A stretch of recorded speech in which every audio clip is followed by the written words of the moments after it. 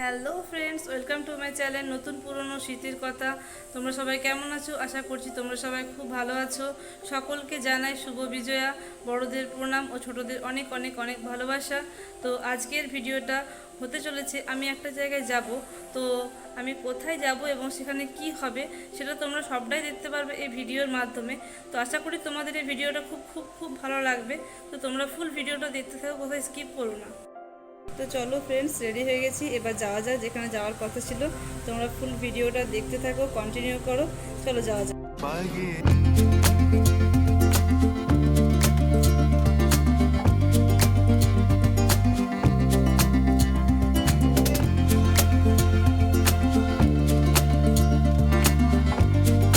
তো বন্ধুরা, আমরা এখন দুর্গাপুজো দশমীর একটি আকর্ষণীয় অনুষ্ঠান দেখার জন্য পৌঁছে গেছি।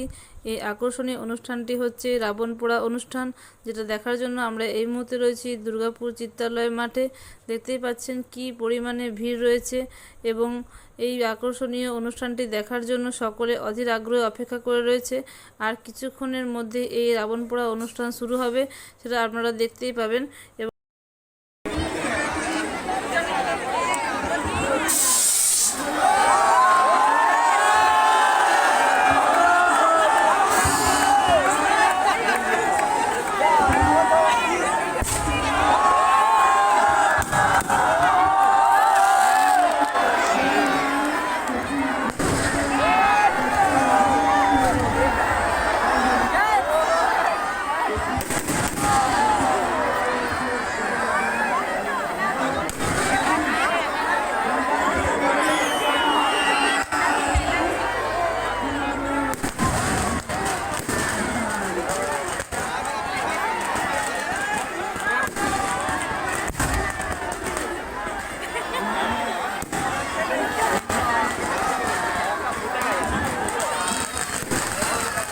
হ্যালো ফ্রেন্ডস, আজকের ভিডিওটা এই পর্যন্ত। ভিডিওটা ভালো লাগলে অবশ্যই এটা লাইক, কমেন্ট এবং সাবস্ক্রাইব করে দেবেন এবং পাশে থাকা বেল বাটনটা ক্লিক করে দেবেন, যাতে যে কোনো ভিডিও আপনার কাছে প্রথম নোটিফিকেশন পৌঁছে যায়।